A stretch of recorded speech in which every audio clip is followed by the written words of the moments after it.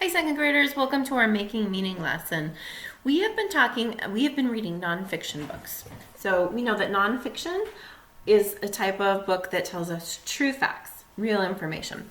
Last week we read true facts, nonfiction books about insects that can be found in our own backyards. And we spent some time wondering, because that's how we make sure that we're understanding what we read. And we noticed when we had our questions answered, and we also noticed when we still had questions about our topics. We read a new book together called Spinning Spiders by Melvin Berger, illustrated by S.D. Schindler. So in this book, before we read this book, we're going to think about what do we know about spiders and what do we wonder about spiders. I'd like you to actually make your own list today. You could make it look something like this. I wrote spiders across the top, and then I wrote know and wonder. And we found last week that sometimes the things we already know actually spark what our questions are and what we wonder about. So one thing that I know about spiders is that spiders have 8 legs. I'm going to add that to my chart.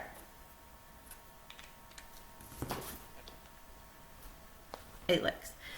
But that makes me wonder, does that mean spiders are not insects? Because I know that insects only have 6 legs. So my question is, are spiders not insects?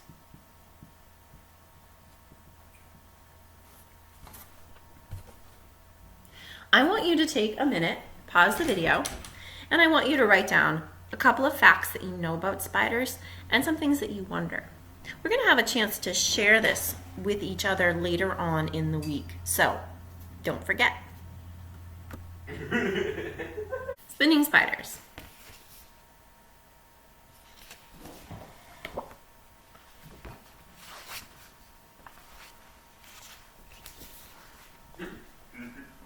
Spiders are everywhere. You find them high up on walls and windows, on lamps and lights, in dark corners. Sheds, barns, and garages are favorite places for spider webs. Outdoors you find them on trees and plants, on swings and slides, on poles and fences, and even in the grass. New spider webs are beautiful patterns of thin threads. Old webs may be covered with dirt and dust. We call them cobwebs.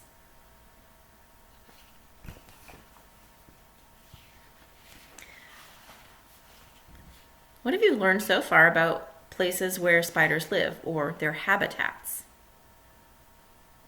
There are more than 30,000 kinds of spiders. They can be small or large, fat or thin, short or long. Most are brown, gray, black, or other dull colors, but a few are as bright and colorful as flowers. Look at this one.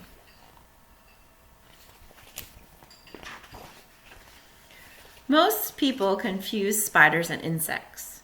Spiders are not insects. Spiders are arachnids. Some other well-known arachnids are mites, ticks, and scorpions.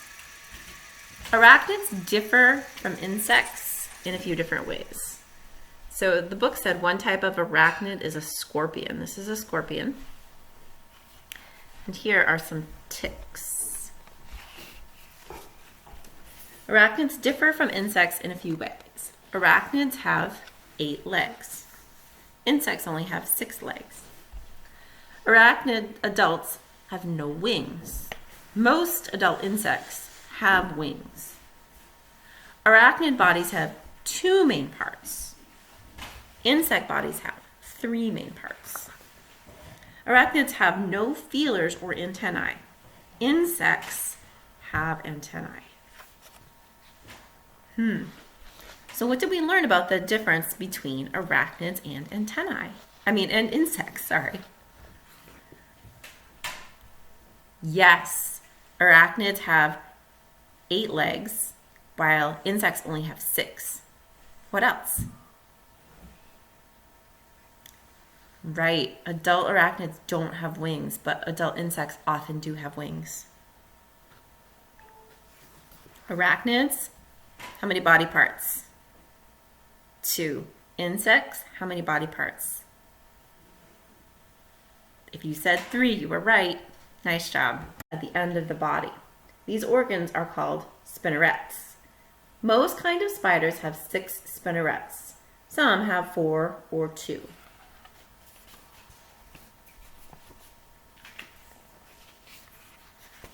A liquid comes out of these spinnerets. Outside the body, the liquid hardens into a solid thread of silk. The thread is very thin, but it is very sticky. It is also stronger than a steel thread that size, and it can stretch. The silk thread can stretch to almost twice its length. Many spiders use the silk to make webs. The webs are to catch insects that they eat. There's something that might end up inside this web right here.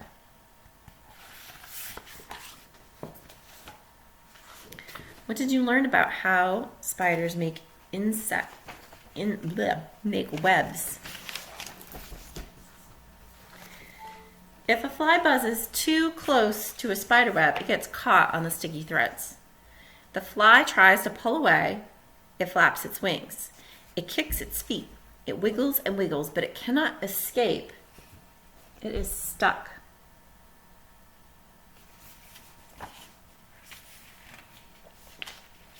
Most spiders grab the fly with their 2 fangs.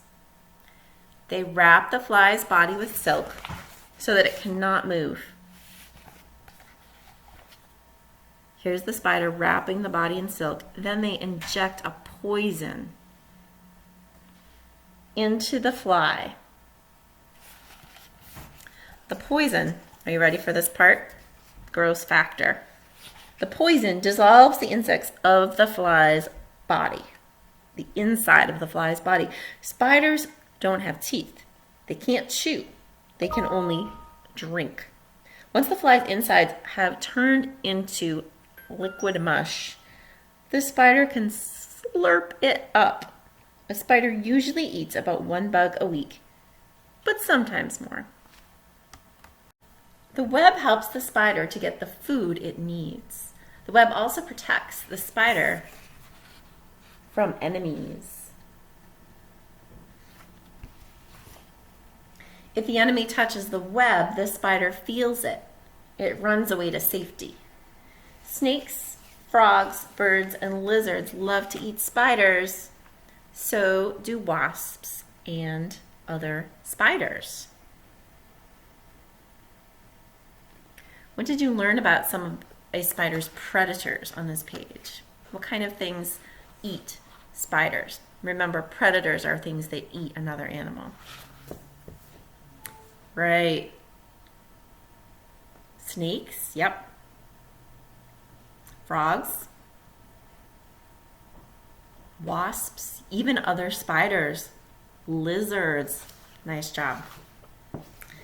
Spider webs come in all sizes and shapes. The webs may be neat or jumbled, bowl-shaped or triangular or round. Each kind of web is different. The web of the common house spider is called a tangled web.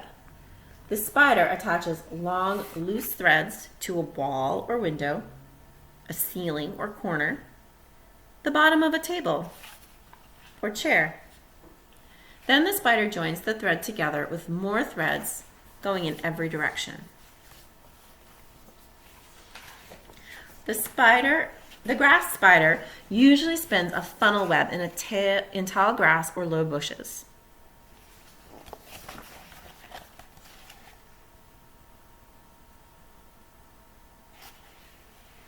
It looks like a short, wide ice cream cone.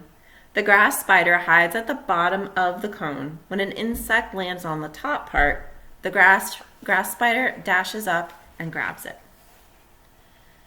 The platform spider weaves flat sheets of webs in trees or shrubs.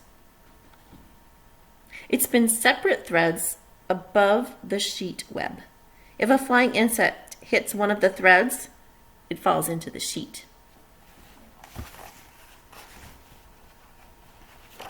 What have you learned so far about the different kinds of spider webs? The garden spider builds orb webs on tall grass or flowers. First, it weaves a strong thread on which to hang the web. Next, it spins the outside threads of the web. Here's the first part, the strong thread. And then here's the outside part. Then it adds threads that go out from the center, like the spokes of a wheel. Finally, the spider connects the spokes with coils of sticky silk. Here. The org-faced spider carries its web with it. It hangs from a branch holding a web in its 4 front legs. When an insect comes near, the ogre spider catches it in the web. Not all spiders make webs. The Bolas spider spins a thread of silk with a sticky silk ball at the end. The spider swings the line at an insect. The insect gets stuck on the sticky ball of thread. It's almost like its own little wrecking ball that it swings and catches.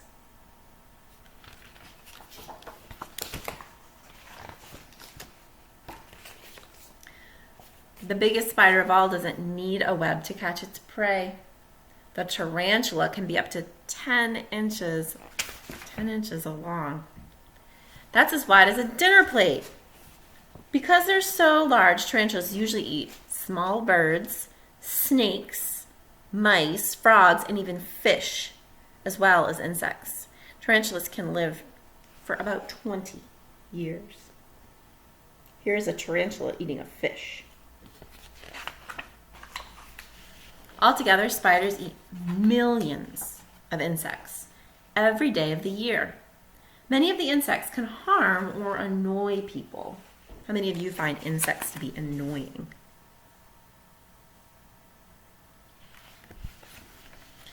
In this way, spiders help make our lives better. Spiders are also good food for many different birds, fish, and frogs. So if you see a spider, let it be.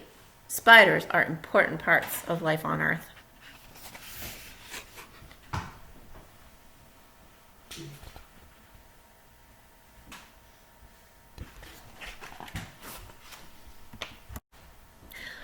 Let's go back to that wondering that we were doing at the beginning. What were some things that you were wondering about spiders? Take a look at your list. Now, here's what I want you to do. I want you to make a check mark beside the things on your list that the book might have answered. If you have things left on your list that you're still wondering about, maybe you'll find out more by doing more research. We'll check in this week and see what are we still wondering about spiders. Hopefully, you got a lot of your questions answered. See you later.